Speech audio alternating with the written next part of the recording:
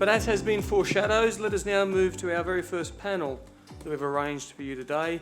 And to this end, allow me to introduce to you the former Chief of the Canadian Navy, former Canadian Ambassador to Australia, and the current Director of the University of New South Wales Defence Research Institute, Professor Paul Maddison.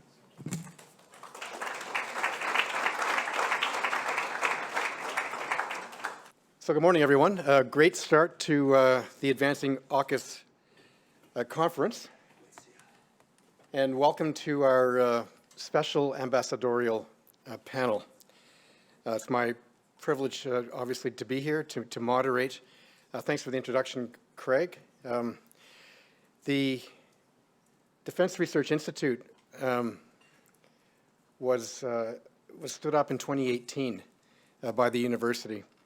And I think it was stood up as a result of the changing sort of geostrategic settings in the Indo-Pacific and the signals that came out of the 2016 Defense White Paper, the signals that came out of the 2017 Foreign Policy White Paper, and perhaps even more importantly, the signals that came out of the 2017 19th Party Congress in Beijing.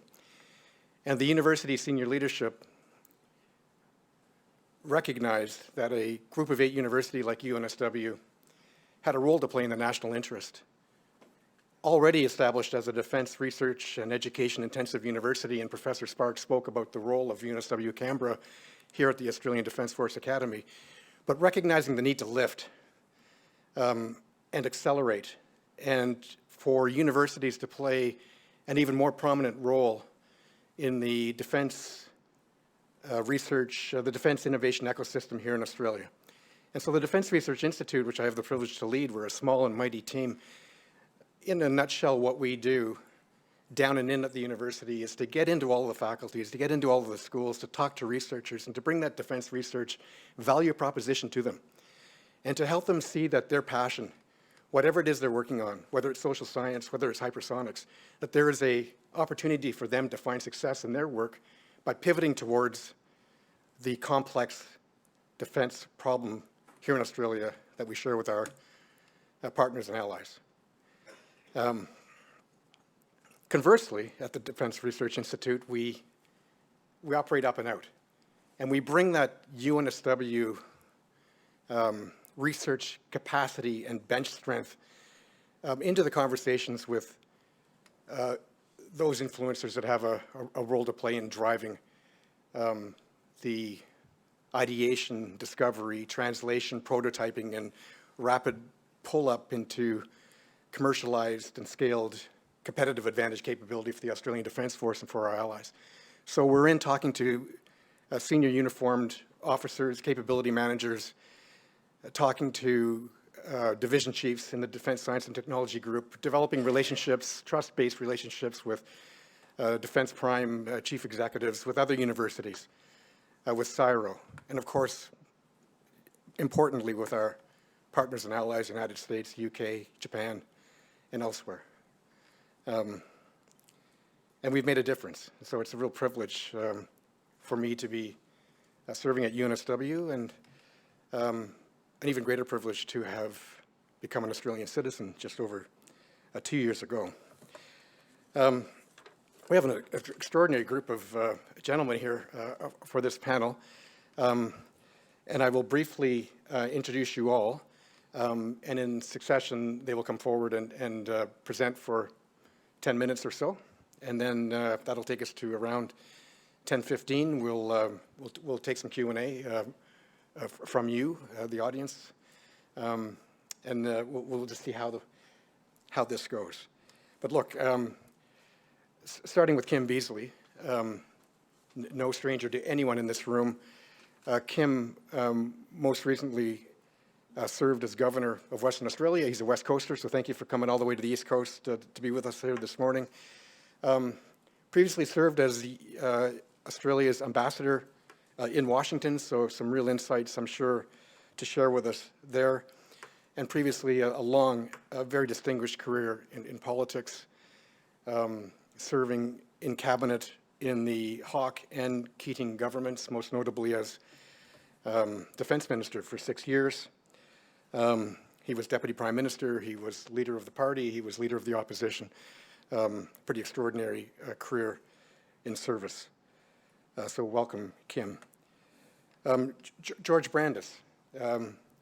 George is currently a professor of national security at the Australian National University, but most recently served as Australia's High Commissioner in London. And so George will bring, I hope, some unique perspective and context from his 4 years in London. He was there, obviously, when AUKUS was conceived. Prior to his diplomatic appointment, George was also served with distinction in politics. On the other side of the aisle, he served as Attorney General in the Abbott government and subsequently leader of the government in the Senate in the Turnbull government. Next, my very good friend, Jim Carouso. Jim is the Senior Advisor and Chairman of the Advisory Council to the Australian Chair of the Centre for Strategic and International Studies in Washington. So Jim is the Senior Advisor to Dr. Charles Edel, someone who many of you may know, who is currently the Australian Chair at CSIS. Jim has also enjoyed a very distinguished diplomatic career, serving in several capitals around the world, but most significantly here in Canberra. Jim was the U.S. Chargé when I was here as High Commissioner. Effectively, he was the U.S. Ambassador for 3 years, and an extraordinary colleague, a very effective and impressive representative of his country. When he left Canberra, he went off to be the Senior Foreign Policy Advisor to the Commander of Indo-PACOM in Pearl Harbor. So someone obviously with some real insights through an American calibrated lens. And finally, but not least, His Excellency Shingo Yamagami. Shingo is the Ambassador of Japan to Australia. He's been here for quite a while. He's made quite an impression. For those of you who follow the diplomatic circles and social media, very active, out and about across the country, and very professionally and proactively representing Japanese strategic interests here in Canberra. Shingo has served previously in several significant diplomatic appointments for the Japanese government, including in Washington and in London. And so as a representative of a very key strategic partner here in the Indo-Pacific, but representing a country that is not an AUKUS member, it'd be very interesting to hear Ambassador Yamagami's remarks here this morning. So without further ado, I'd like to invite Kim Beazley to the podium. Thank you.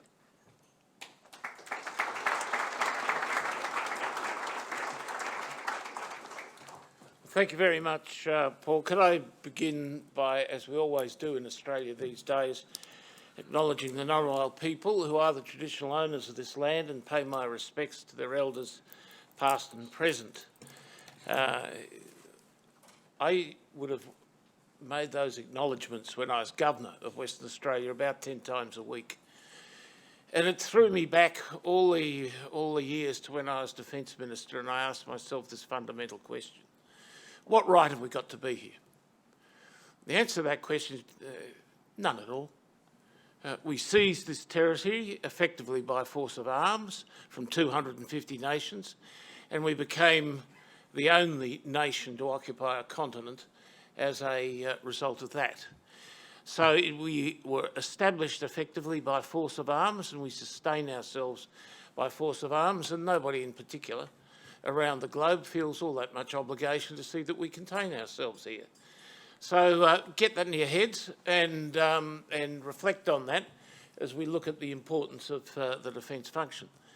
Can I say too, where I used to begin, not always, but sometimes, my remarks at any gathering in the United States, I always used to point this out, and that was an act of self-sacrifice of truly Hegelian dimensions made by the United States after World War II, when the United States, whose foreign policy had generally, since its inception, been based on keeping yourselves away from what anybody else was doing, decided instead in the nuclear age that they'd take responsibility for everybody.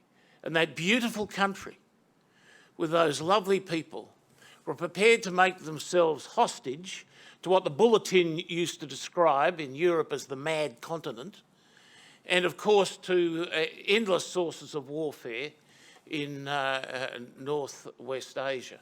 Do you just contemplate that? You're prepared to see yourselves immolated by actions that might be taken by somebody else, and you step in. And I always used to explain to the Americans that we liked Americans, but we weren't like Americans. If you wanted a single word to describe us as our philosophy, and you could only have one word, we'd say fairness. If you asked an American, sum it up your attitude to the world in one word, they would say freedom. And would we have taken a decision to place ourselves at that position of risk if we were in it? No, we certainly would not. And even now we find ourselves grizzling and grozzling whenever it is that we do have to confront something that might be a bit difficult. And we would not necessarily be anything other than a weak reed for many other people to stand on. Now, you've got to remember that, I think, too. Have at your back of your minds about the Americans in this regard.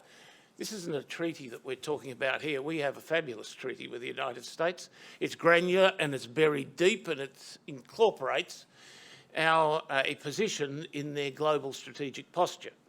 We have a very long-standing relationship with the United Kingdom. We are in a treaty with them.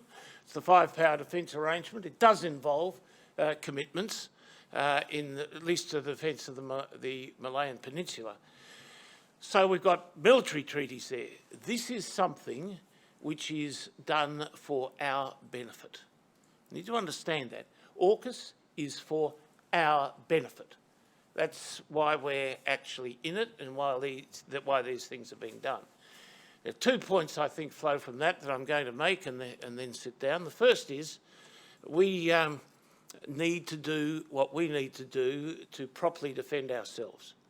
We've dropped the ball, massively dropped the ball.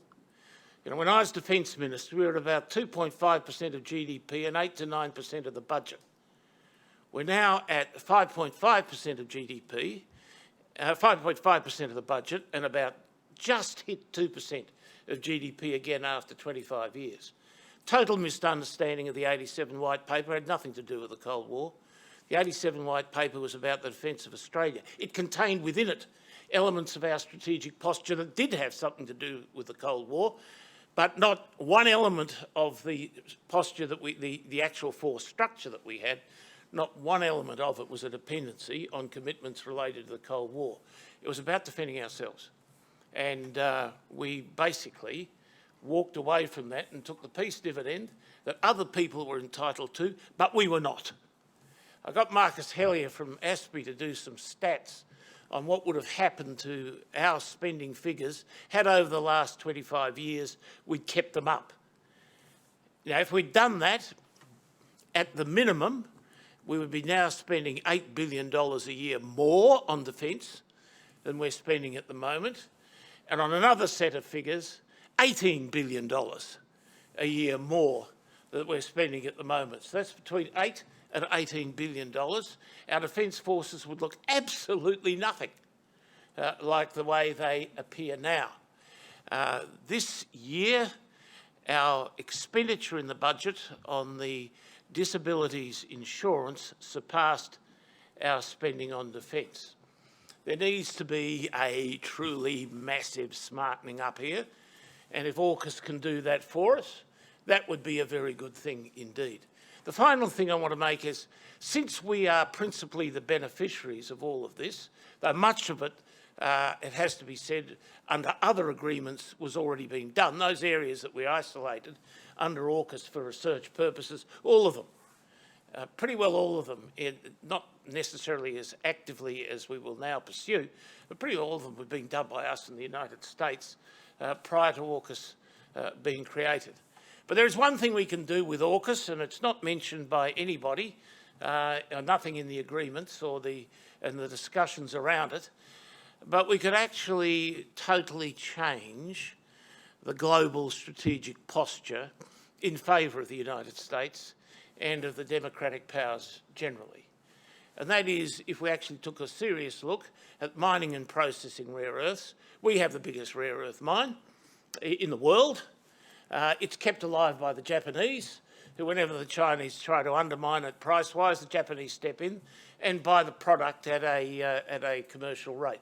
I did ask the Japanese, your predecessors, whether it might not be an idea that they take up the other 4 mines that are operating as well, and they said, talk to your friends, talk to the British, talk to the Americans, talk to the Germans, talk to somebody else. We're doing this one, they can do the other ones.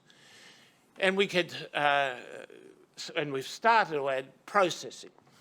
Now, just to deal with the significance of that as I conclude, if you look at the statements of Deng Xiaoping, who had a lot of wisdom, most of which has now been rejected by Xi and the current regime in China, he said this in the early 1990s. The Middle East has oil, we have rare earths. They amount in terms of significance to the same. And indeed it does amount in terms of significance to the same when one contemplates that 3,400 American weapon systems have Chinese rare earth components in them. That's something to think about because the Chinese have already said in legislation in 2019 and 2020 that they will not permit rare earths to be sold from them to any company which is producing weapons for a potential enemy. I have never been able to figure out why the Chinese, in the circumstances of our current competition, don't pull the trigger on that, particularly after the decisions that have been taken on selling chips to China, for example, but they haven't. So it would be a very good idea if we got ourselves into a position where, if they did, that didn't matter. In Western Australia, the Northern Territory, and actually in other parts of Australia as well, there is the capacity in very short order, I'm talking about 5 to 10 years, to extract and to process sufficient of those materials to completely replace the dependency that the United States and, for that matter, Europe has on China. So if somewhere along the track and along the line, somebody related to AUKUS decides they'll get up and actually do something about properly negotiating that to a conclusion, that would be a good thing. I know this is the only time we're going to talk about it from me here because there are other things that we'll want to talk about. But you ought to keep all of that at the back of your mind when you look at what might emerge from this. The great thing about AUKUS, and why I really would not want to see it expanded, because its purpose is very clear and funnelled in our joint activities, our joint research, is just a chance that you may be able to get sufficient impetus behind a small organisation like this in terms of its coverage to actually resolve a problem that does advance the interests of us all strategically. But I do thank our AUKUS partners for being in this project to make sure that Australia comes out with reasonable prospects of survival in this region. Thank you.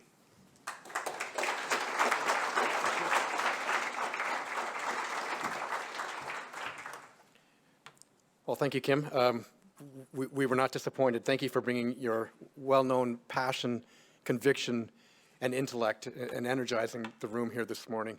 I saw Ryan and John from King's College in Arizona State nodding and sort of standing up a little straighter in their chairs as you sort of built to your argument, and a truly massive smartening up required. I think the AUKUS team here takes that as a challenge and incentive. So thank you. I'd now like to ask George Brandis if you'd please come up to the podium. Thank you.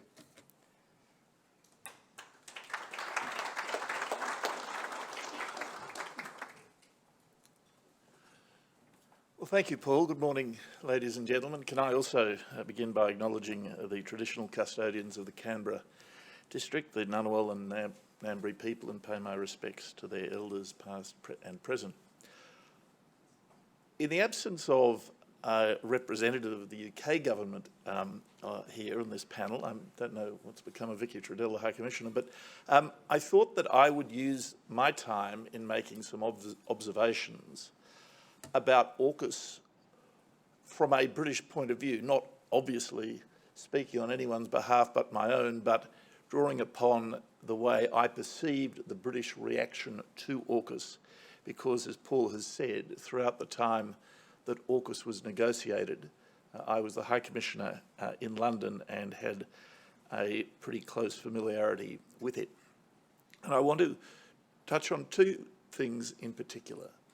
First of all, I want to place AUKUS in the context of the development and evolution of British foreign and national security policy since Brexit.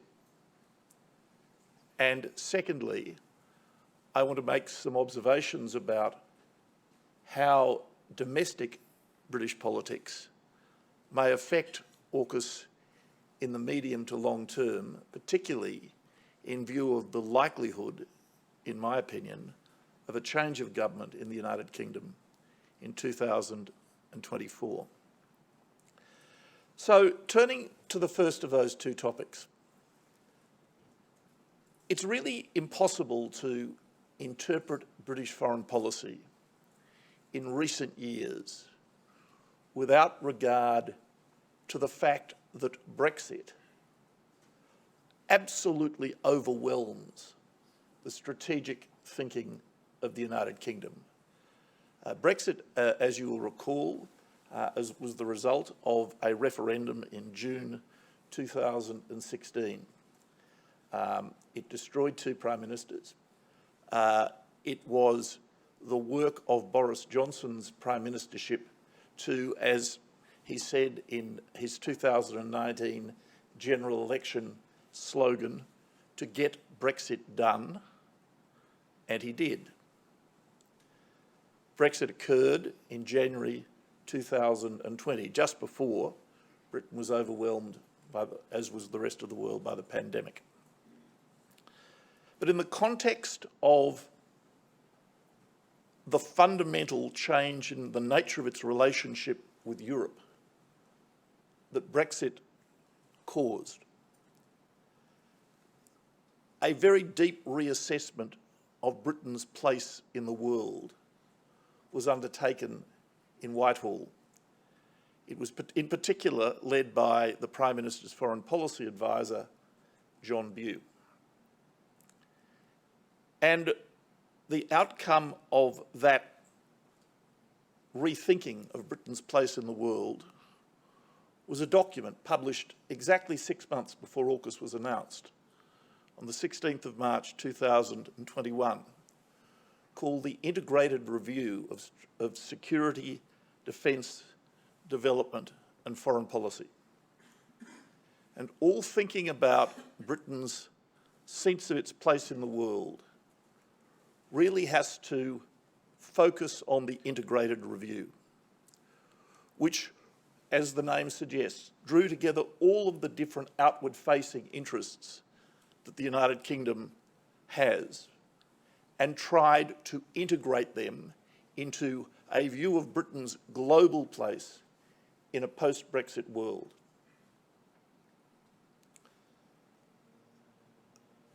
One of the most, perhaps the most, important dimension to the integrated review was the tilt to the Indo-Pacific. Ever since, the integrated review is one of the great state papers in the history of British diplomacy.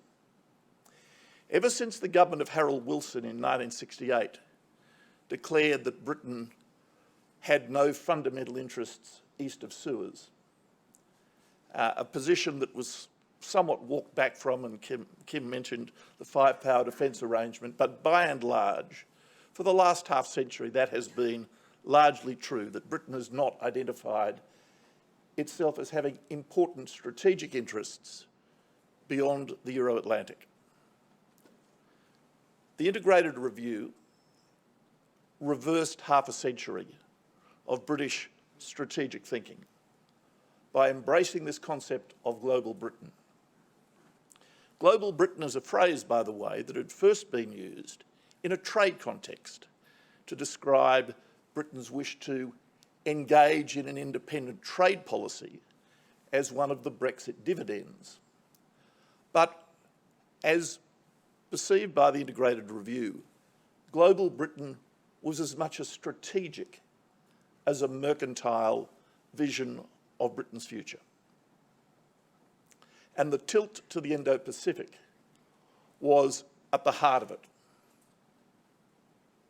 That, of course, meant more than any other single power, a close engagement with Australia as the most culturally familiar power in the Indo-Pacific, with the greatest degree of shared history. It also meant, of course, even deeper engagement with friends and allies such as Japan.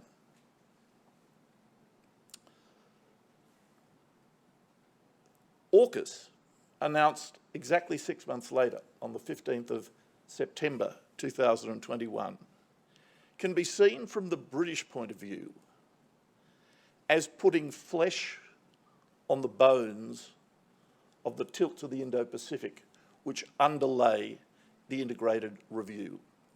And that is why AUKUS is so important to the British, so important in Whitehall, because whereas the integrated review was an aspirational statement, a very carefully worded and carefully calibrated, and given that it repositioned or sought to reposition Britain again as a global power with global interests, notwithstanding that, a relatively nuanced and modest statement with a realistic appraisal of the limits of that ambition.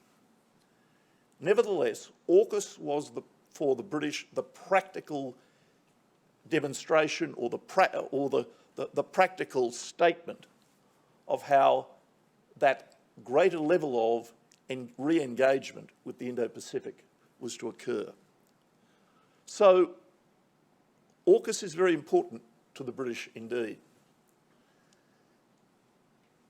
Notwithstanding the velocity of change of Prime Ministers in Downing Street this year, you will not, in my view, find any significant walking back from commitment to AUKUS on the part of any Conservative government. Liz Truss was as committed to AUKUS as Boris Johnson was. I think you will find that Rishi Sunak is every bit as committed as his two predecessors were. But as I said, there will be an election in Britain. I think that it'll be in 2024, probably in May or thereabouts of 2024, in the early part of the summer of that year. And I predict that there will be a change of government. The Tories will have been in power for 14 years. The Labor Party, under Sir Keir Starmer, the leader of the opposition, have got their act together. They look like an alternative government. The Tory government will have been the second longest serving government since the Second World War, second only to the Thatcher Major government. I think, although it's a fool's errand in a way at this long distance to predict election outcomes, I'm going to stick my neck out and predict that there is likely to be a change of government in Britain in 2024, which of course raises the question, what would the Labor Party do? The British Labor Party's attitude to AUKUS is not quite as simple as the attitude of the Australian Labor Party. The Australian Labor Party, as you heard from Peter Khalil before, is entirely committed to AUKUS, and notwithstanding the observations of elder statesmen like Paul Keating and some others, I do not detect, being a close student of Labor politics from the other side of the aisle, I do not detect a powerful body of opinion within the Australian Labor Party, certainly not within this government, that takes a contrary view. In the United Kingdom, it's a bit more complex than that. In fact, the AUKUS agreement was announced the week before the party conference season. For those of you who don't know too much about British politics, one feature of British politics, as Kim well knows, is that the party conferences are major events in the political calendar, much more so than in Australia. In Australia, they're pretty boring. The Liberal Party, my party, goes to enormous trouble to make its conferences as boring as possible, and it's one of the things the Liberal Party does really well. In Britain, the party conferences are significant and dispositive political events. The Tory conference, AUKUS was received with joy. At the Labor Party conference, there was actually a motion passed on the floor of the conference condemning AUKUS. However, I wouldn't overinterpret that, because the debate was proceeded on a series of false premises and claims, one of which was that AUKUS was about Australia acquiring nuclear weapons-capable submarines. But more importantly, the Shadow Cabinet, under Starmer's leadership, immediately walked back the position. Both the Shadow Defence Secretary, John Healey, and the then Shadow Foreign Secretary, Lisa Nandy, privately assured me that a future Labor government would be committed to AUKUS. And a couple of days after the conference resolution, the Shadow Cabinet formally endorsed its position as being one of support for AUKUS.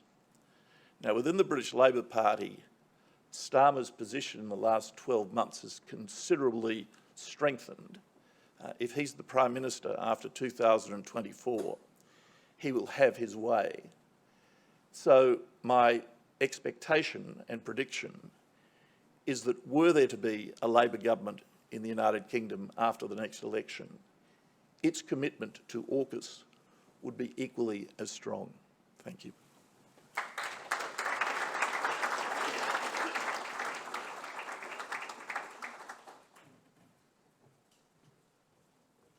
Well, thank you, George, for those excellent remarks. I think you've really brought a gift here to the room, because my sense in Australia over the last 13 months has been that the AUKUS conversation has really been focused on that bilateral relationship between Canberra and Washington, and the UK component of the AUKUS agreement perhaps is not as well run after or explored here in Australia as perhaps it should be. And you brought that strategic imperative from a London view, that tilt to the Indo-Pacific, which makes it clear to us all. And perhaps John Gearson from King's College London would have a deeper view, but how important this is from a British perspective. So thank you.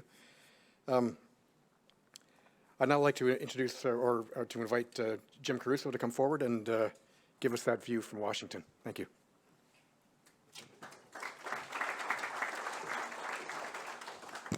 Well, good morning. It's great to be back in Canberra.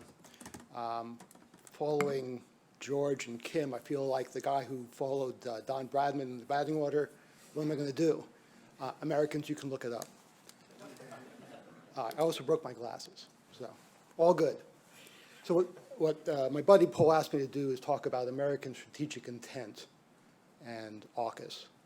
I think the best way to describe that is if we think about the new national security strategy that was released almost exactly a month ago.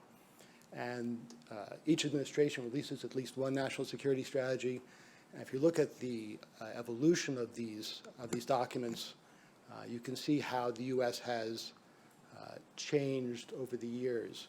And so let me describe first. A national security strategy is not a Google map telling you exactly where you're going. It's more like a series of road signs indicating overall intent. So it's a pretty big picture. But when you think about a Democratic administration offering a diagnosis of the current global situation that aligns so fully with the views of its Republican predecessor, and is so different from the previous Democratic administration, the Obama White House, which of course a lot of the folks in the current administration are holdovers, in effect, from the Obama administration, including, oh yes, the president. It's quite remarkable about looking at the sea change in U.S. thinking. So what's this say? So Jake Sullivan, the current National Security Advisor, introduced the new national security strategy at a speech at Georgetown, and he made it clear how important and critical the global situation is right now. So, some quotes. Today our world is once again at an inflection point, referring, of course, to the immediate post-World War II situation. The terms of our competition with the People's Republic of China will now be set. If you're setting the terms of global competition with a major power, which he later describes as a peer power in every dimension, how we're going to deal with that is a matter of utmost urgency.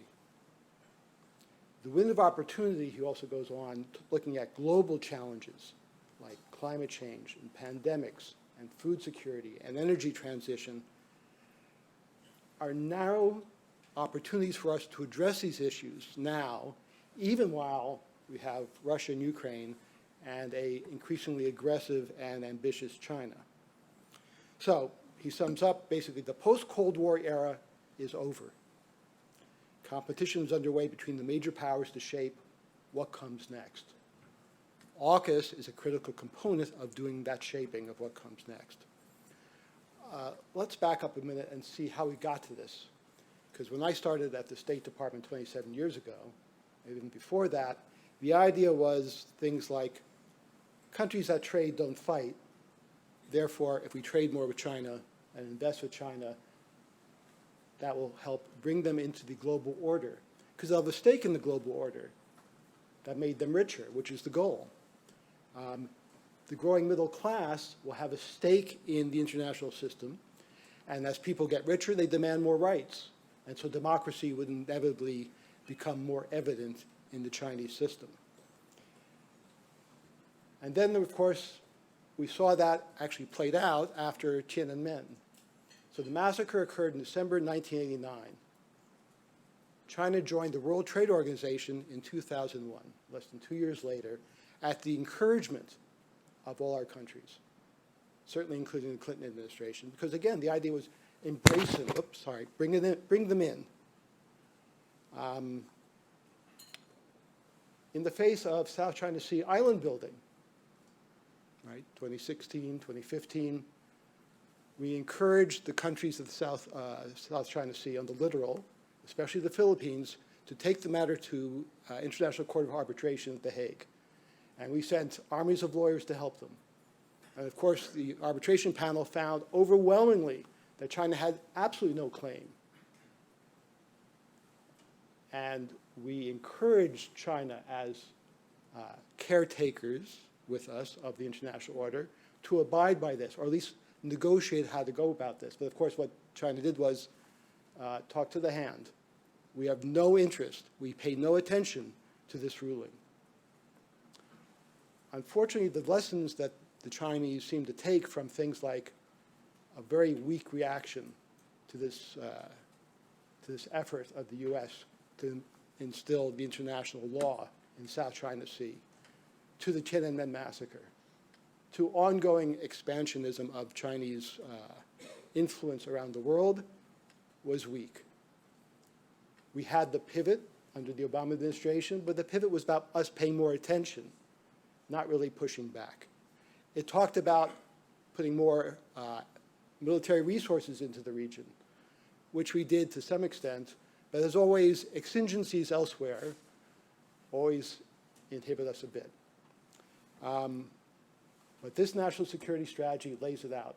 The competition is going to be severe, the rules are going to be set up, an increasingly assertive PRC is advancing a liberal vision across economic, political, security, and technological realms in competition with the West. It is the only competitor with both the intent to reshape the international order and the growing capacity to do it. So while he talks about this competition, he talks about the importance of climate change and cooperating whenever we can with China and Russia or whomever on these transnational issues. So this adds a new dimension. We will work with autocracies, we will work with non-democratic countries on these global issues.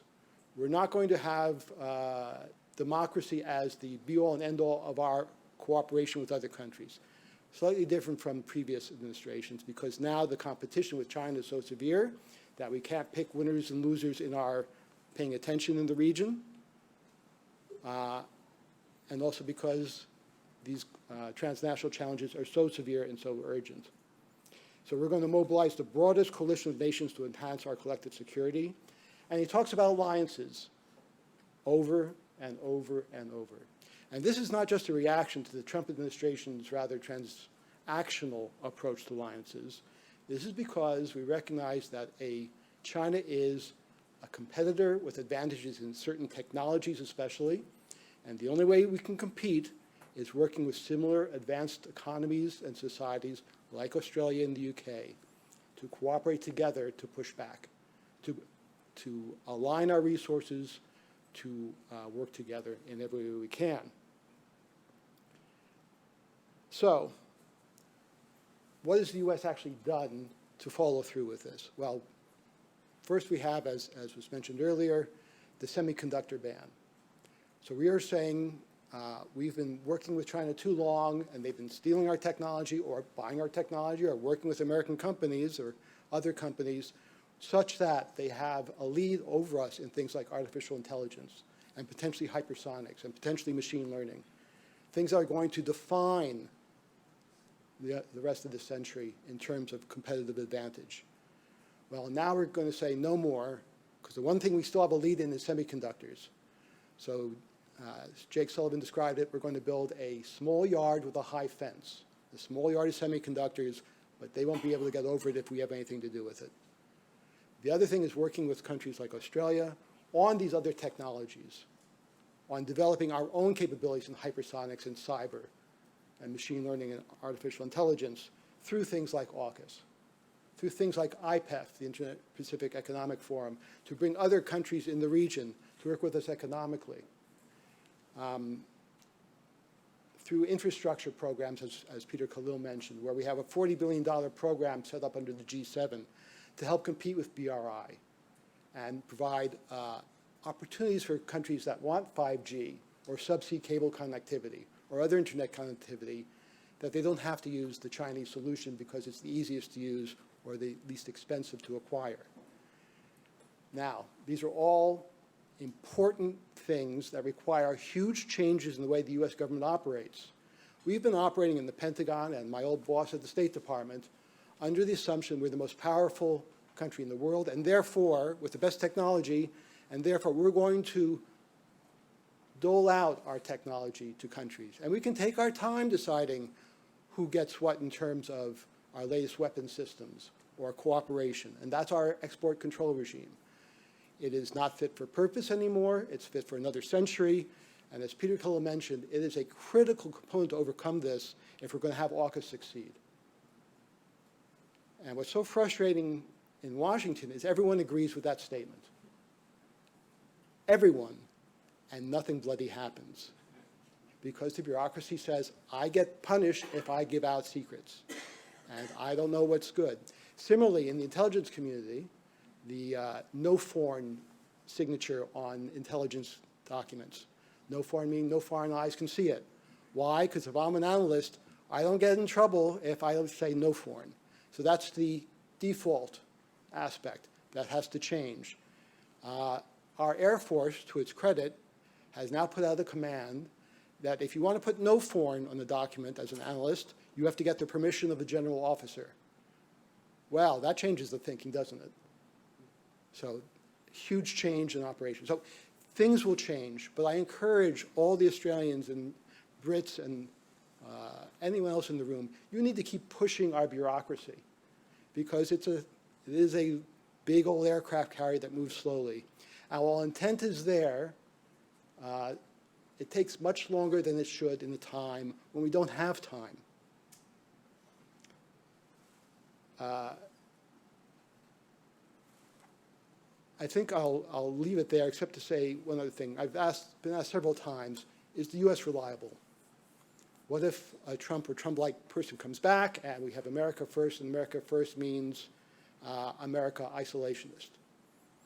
But I hark back to a couple things. One is, you may remember during the Trump administration, there was a time when there was a little contretemps, and Kim will remember this. And basically, President Trump criticized Australia pretty thoroughly. And what was the reaction in our Congress? Bipartisan was a Friends of Australia caucus immediately formed, and a resolution was passed supporting unequivocally U.S. support for Australia. Australia is now known to every member of Congress. It may not have always been that way. It may have been when you were there, people still thought the capital of Australia was Vienna. But now they know. They know the competition of China depends on our allies. They know AUKUS is the key component of it.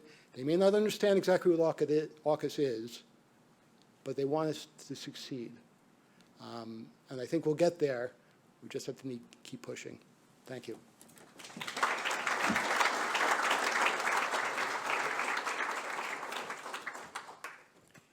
Hey, thank you, Jim. Thank you for bringing that view from Washington, talking about the national security strategy, really bringing that important point to the fore, which is the fundamental tension between the intent of AUKUS around seamless, interchangeable acceleration towards a fight that we think may come sooner rather than later, and the sort of legacy, cultural, regulatory, systemic impediments to doing so. And I think that's something we perhaps might want to tease out more through the program today. But at your close there, I was reminded of a statement of President Biden's last year where he said that there was, after meeting the Prime Minister around UNGA, he said that the United States had no closer or more trusted ally than Australia. And I would add that the next day he met with Prime Minister Trudeau of Canada, and his statement then was that Canada is among America's many partners. Now, just think about that. I know there's not too many Canadians in the room, but there were a lot of people in Ottawa who just sort of kind of pivoted and you know, wondered why they're on the outside of AUKUS. But that's a whole other kind of conversation. And that was fairly undiplomatic of me, and so I've now transitioned to a real diplomat, and that's, of course, Ambassador Yamagami. So we've heard Japan mentioned a number of times here this morning, obviously a really important, vital, key ally in the Indo-Pacific. And Shingo, please, I welcome you to the podium.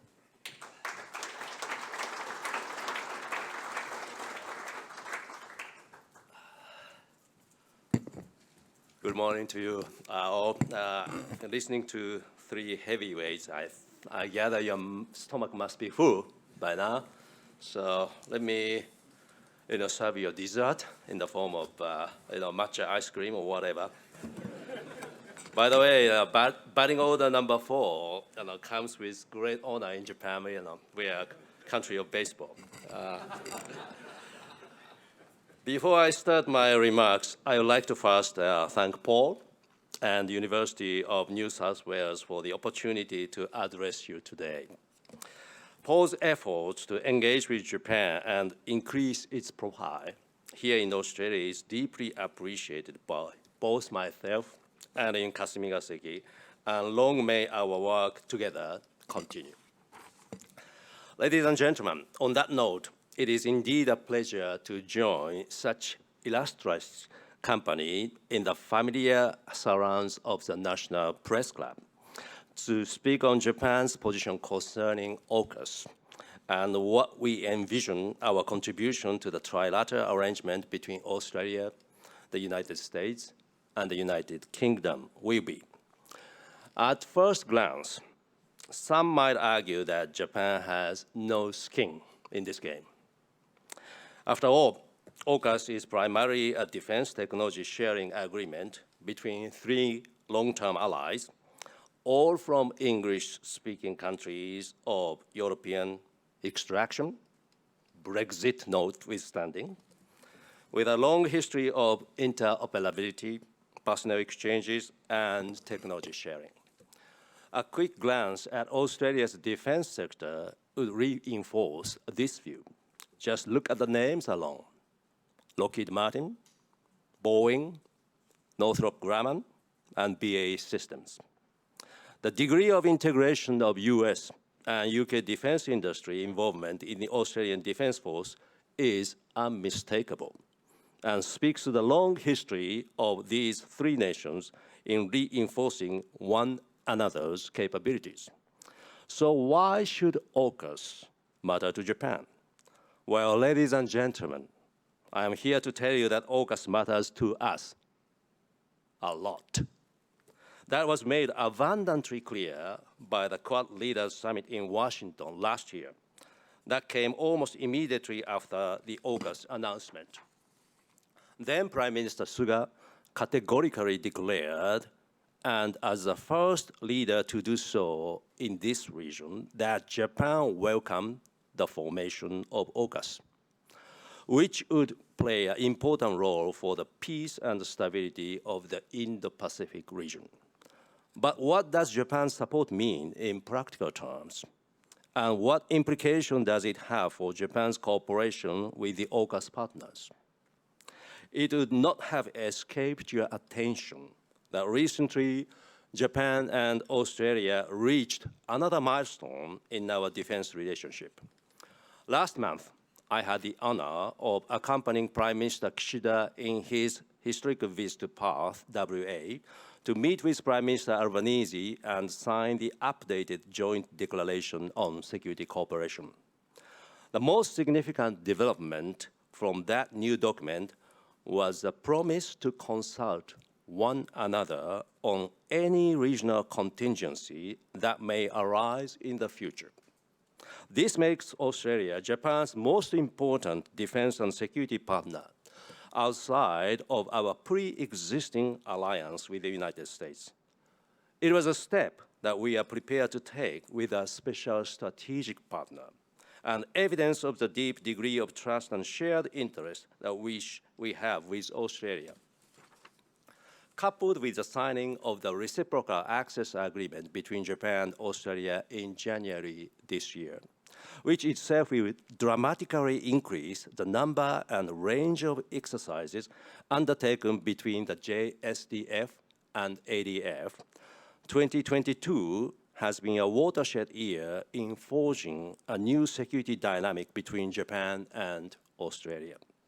In terms of Japan's relationship with the United Kingdom, this has also undergone significant developments in recent years. Japan played host to a visit by Royal Navy carrier HMS Queen Elizabeth last year and has engaged in multiple bilateral exercises with the armed forces of the United Kingdom, including a bilateral submarine exercise that coincided with the carrier visit. Using our pre-existing agreement on the transfer of arms and technology with the UK, the creation of which owes much to the efforts of the late Prime Minister Abe Shinzo, Japan and the UK are in talks to merge our Tempest and FX fighter aircraft programs and have already started research on a joint new air-to-air missile, or JNAM. As many observers have noted, in much the same term as they used to describe our security relationship with Australia, Japan and the UK share an alliance in all but name. As for Japan's security relationship with the United States, its importance both to us and to the region as a whole is self-evident. Japan is a linchpin for US force projection into Northeast Asia. Under our pre-existing security treaty with the US, Japan is home to the US 7th Fleet at Yokosuka, the 3rd Marine Expeditionary Force in Okinawa, US Forces Japan at Yokota Air Base, the US 5th Air Force, and houses 56,000 US personnel from all 4 service arms. All this emphasis on alliances, relationships, and agreements show that any agreement involving the defense ties between Australia, the US, and the UK is bound to influence Japan's defense and security sectors. In other words, what matters to you matters to us too. This is why the announcement of AUKUS, which itself came as a great surprise to Tokyo, and here I must give kudos to Australia for maintaining the finest example of information control I've ever seen. But this was greeted with such expectation in Japan for the many things it promised to deliver, both for Australia itself and for regional deterrence. That is one of the keywords that we can take from the formation of AUKUS, deterrence. At a time when the regional security environment continues to deteriorate, the acquisition of nuclear-powered submarines by Australia and the superior deterrence capability that they provide is a critically important point. Over the past few decades, the Japanese Maritime Self-Defense Force has been building on its relationship with the RAN. This has come in the form of submarine rescue drills in Perth, to involvement in exercises Kakadu and Talisman Sabre, to our main bilateral naval exercise, Nichigo Trident. We are currently hosting exercise Malabar off the coast of Japan this month, together with Quad partners, India and the US. Should Australia acquire nuclear submarines, we envisage that this will increase the type and scale of exercise that both the JMSDF and RAN will be able to conduct together, with Japan's 155 ships, including 24 submarines, and 346 maritime aircraft. That has created a great sense of anticipation within Japan's defense circles. Such submarines will also increase regional deterrence, which is a point that Japan has been at pains to emphasize. Prime Minister Kishida made this plain in his comments at the Shangri-La Dialogue this year when he said, Ukraine today could be East Asia tomorrow. In terms of nuclear submarines themselves, Japan for many years has played host to visits by US Navy nuclear submarines. This has generated a need for detailed precautions concerning the operations of nuclear reactors and a clear explanation to the public on how these precautions are applied. In the future, Japan may also be playing host to Australian nuclear submarines, so measures are already in place to receive them should they come. AUKUS is also not just about submarines. It also offers the possibility of cooperation on the transfer of defense technology that will increase regional deterrence and ensure superior capability across a range of areas. Cutting-edge tech development, be it artificial intelligence and autonomy, quantum technologies, undersea capabilities, advanced cyber, electronic warfare, hypersonic and counter-hypersonic capabilities, and the acquisition of such technology are all of vital importance to Japan. It is true that cooperation within AUKUS on cutting-edge technology has not yet reached the stage where it can involve outside partners.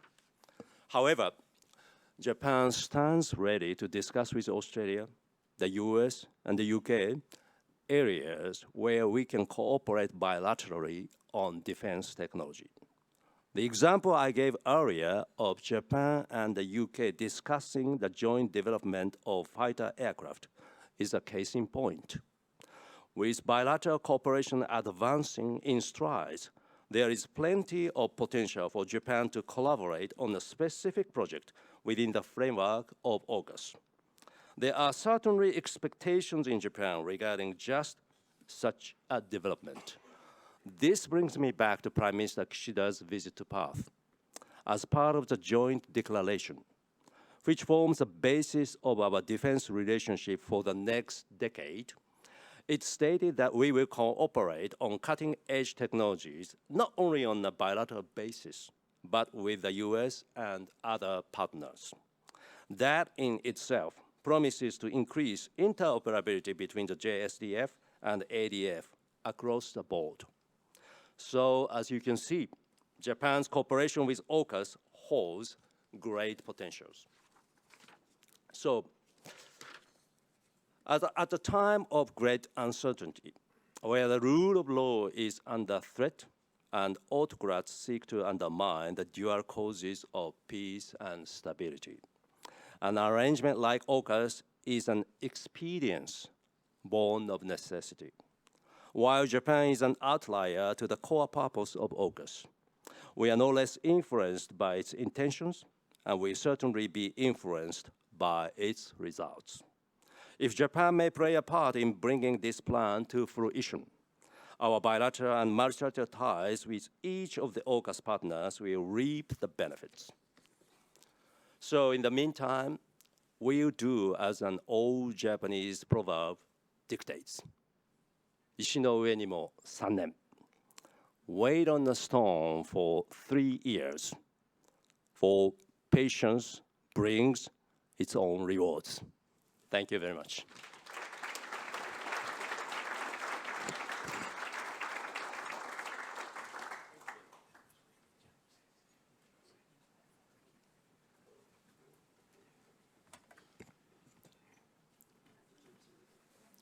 Well, thank you, Ambassador Yamagami, for your tremendous remarks.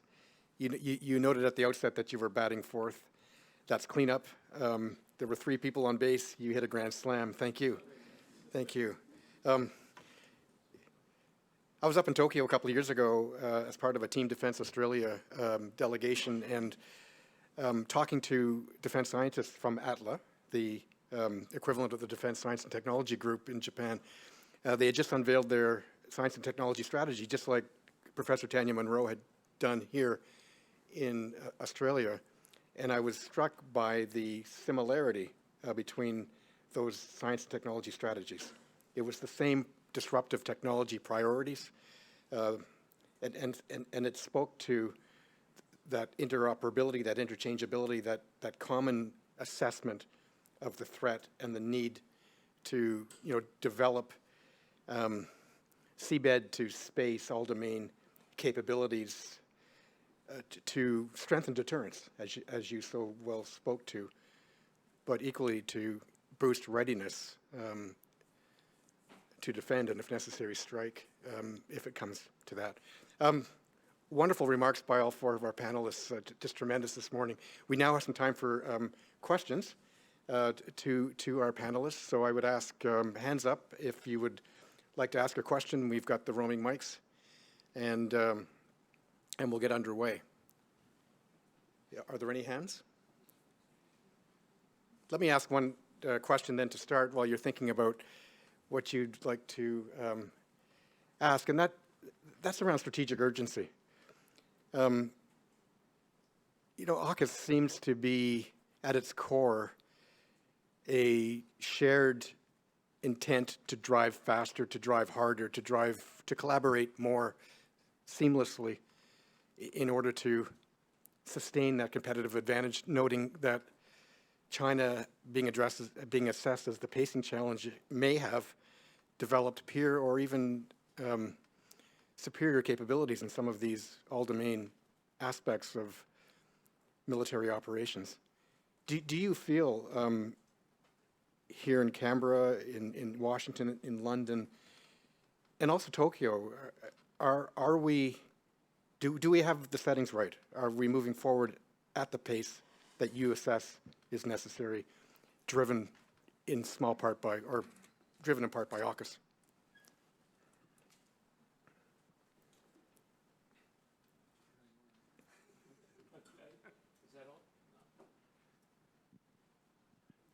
Yep. No, it is good. I think there's a lot of things moving in parallel. AUKUS has got fundamental long-term aspects attached to it. If you look at the research programs, they're not going to produce weapon systems next week. You look at the nuclear submarine exercise, that's long term.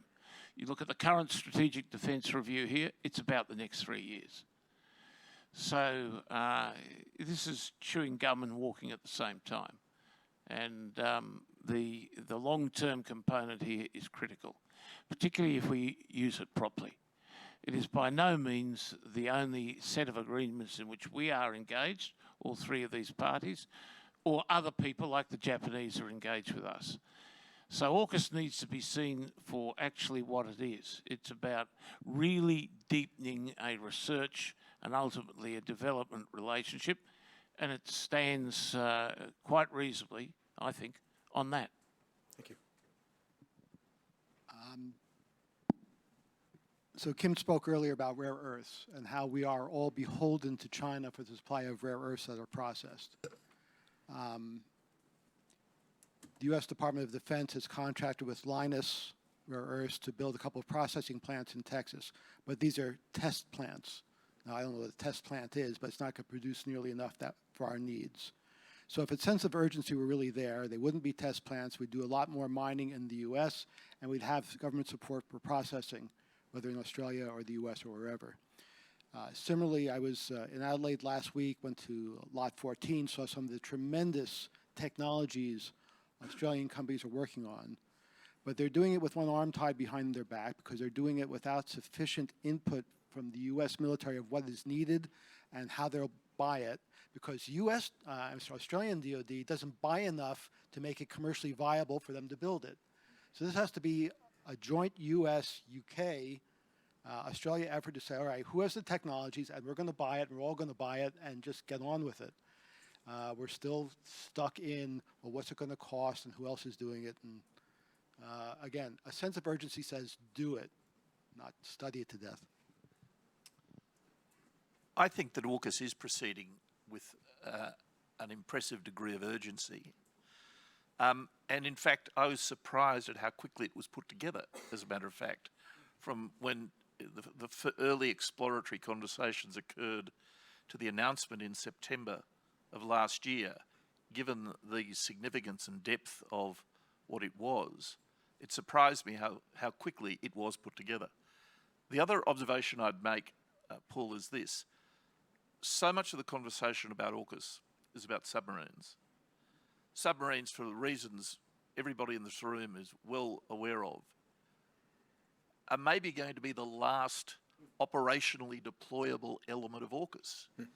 Let us not forget that Pillar 2 of AUKUS, all the other technologies and capabilities, are actually are likely to be operationally significant a lot sooner.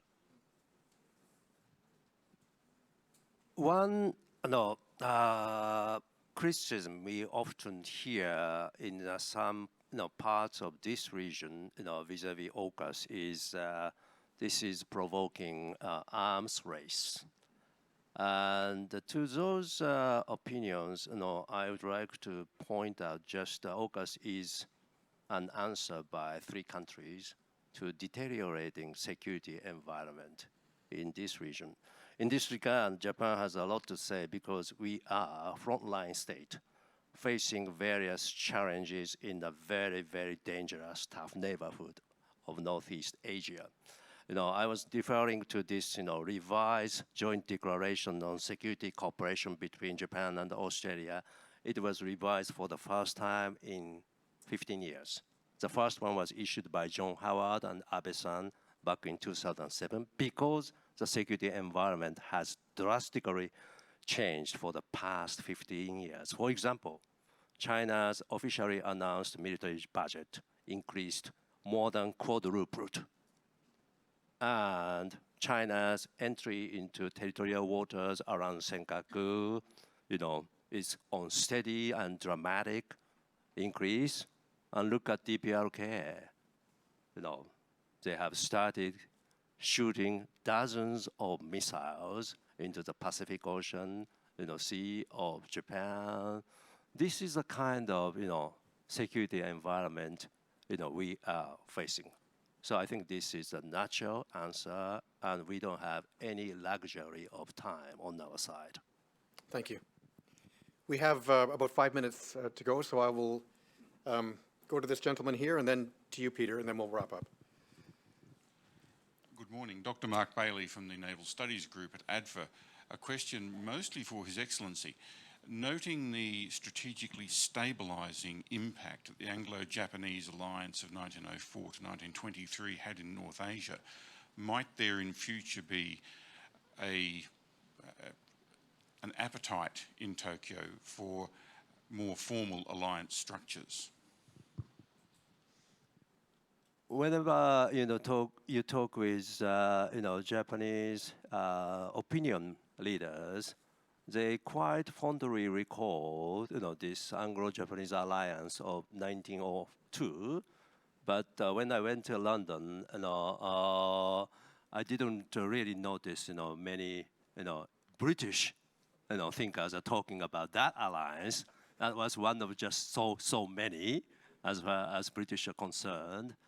But we are not promiscuous people, so we do recall our important ally and strategic partner, say UK or US, and I think that's an interesting point. And after all, it takes two to tango, and if UK is willing to play a bigger role in this region, for example, sending their aircraft carrier Queen Elizabeth to Japan, it might be able to open a new chapter in our defense and security cooperation. That is my take. Tremendous. Peter Jennings.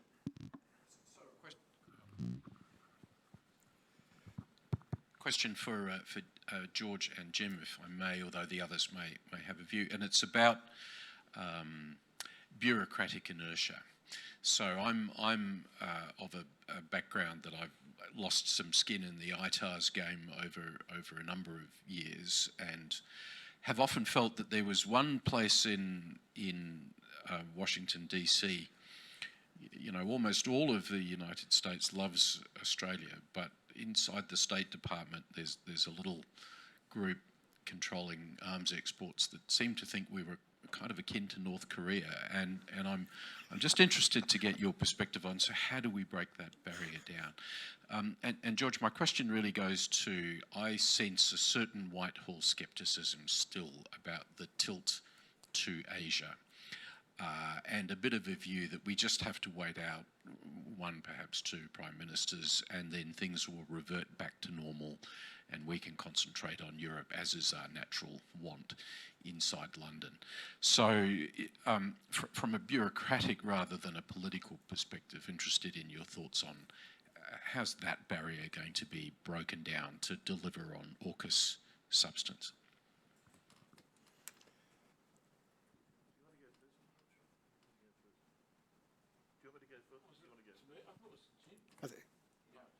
Jim? Sure. All right. So to get into the weeds of ITAR, within the State Department bureaucracy, there are various bureaus, both functional and regional.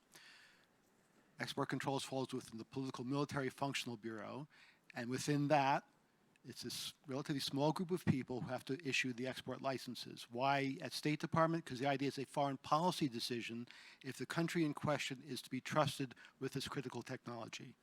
These are not career foreign service officers who man this. These are career civil servants who never leave the building, who never leave the job.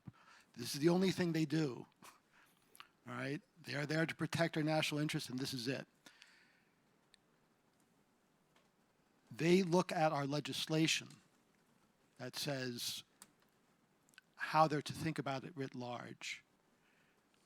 AUKUS exempts Australia, as I read it, from these requirements, but it's not specific enough for the bureaucrats to say that's what it does. So to be frank, as you know, Peter, from dealing with bureaucracies for a very long time, if someone from the very, very top doesn't come down and say, thus shall it be made, and you're all protected or punished for not doing it, it's going to be a slow process.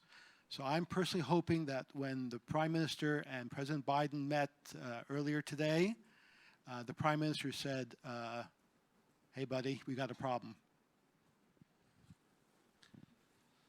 Peter, there is that conversation going on in Whitehall.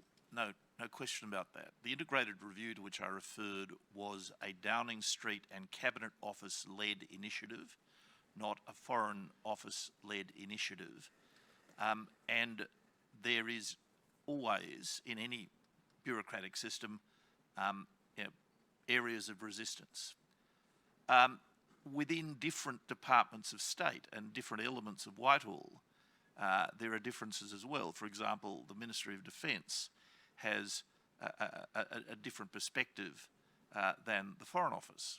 And within the MOD, for example, the Army has less interest in global Britain than the Navy does, for obvious reasons.